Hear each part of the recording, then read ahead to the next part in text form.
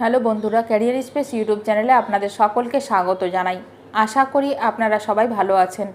আজকে এই মুহূর্তে আপার প্রাইমারি শিক্ষক নিয়োগ সংক্রান্ত বিষয়ে শিক্ষামন্ত্রী ব্রাত্য বসু যে ঘোষণা করেছেন এবং অন্যান্য তথ্য নিয়ে বিস্তারিত আলোচনা করব, তাই ভিডিওটি অবশ্যই শেষ পর্যন্ত দেখবেন নিয়োগ সংক্রান্ত অনেক নতুন আপডেট পাওয়ার জন্য। যারা চ্যানেলে নতুন তারা চ্যানেলটিকে সাবস্ক্রাইব করে পাশে থাকা বেল বাটনে প্রেস করে অল নোটিফিকেশানটিকে অন করে রাখবেন, কারণ এমন ধরনের লেটেস্ট আপডেট নিয়ে এই চ্যানেলে সবসময় ভিডিও আপলোড করা হয়ে থাকে। বিতর্কিত নাম থাকায় উচ্চ প্রাথমিকের 14,052 শিক্ষকের মেধা তালিকায় ফের জটিলতা। উচ্চ প্রাথমিক শিক্ষক নিয়োগ নিয়ে ফের জট তৈরি হচ্ছে। আপার প্রাইমারি শিক্ষক নিয়োগের মেধা তালিকায় ফের জটিলতা তৈরি হচ্ছে। এর জেরে 14,052 জনের মেধা তালিকা কবে প্রকাশ হবে তা নিয়েই সংশয় দেখা দিয়েছে। এই নিয়ে ফের জটিলতা তৈরি হওয়ায় আশাহত চাকরি প্রার্থীরা।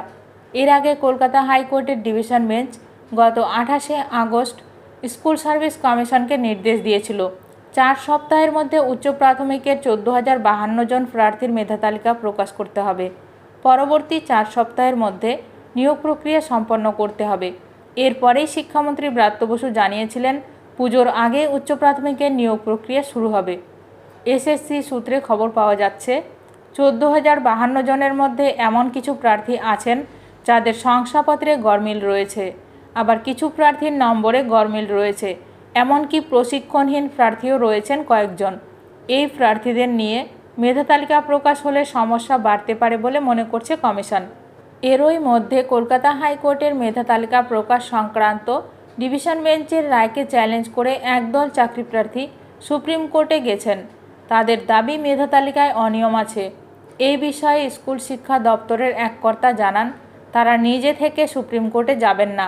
এই 14,052 জনের মেধা তালিকা প্রকাশ করার আগে আইনি পরামর্শ নেওয়ার প্রয়োজন আছে বলেই তারা মনে করেন।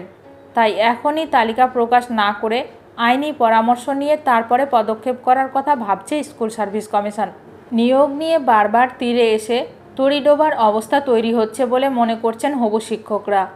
পশ্চিমবঙ্গ আপার প্রাইমারি চাকরি প্রার্থী মঞ্চের সভাপতি সুশান্ত ঘোষ বলেন, ডিভিশন বেঞ্চের নির্দেশে 14,052 জন প্রার্থীর মেধা তালিকা প্রকাশ নিয়ে সংশয় থাকার কথা নয়।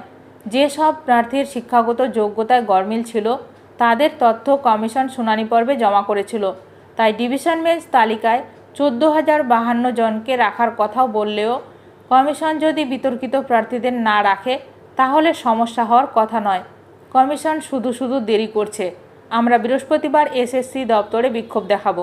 আপার প্রাইমারি শিক্ষক নিয়োগ ও অন্যান্য শিক্ষক নিয়োগ সংক্রান্ত যে কোনো আপডেট সবার প্রথমে পেতে এখনই আমার চ্যানেলটি সাবস্ক্রাইব করে রাখুন।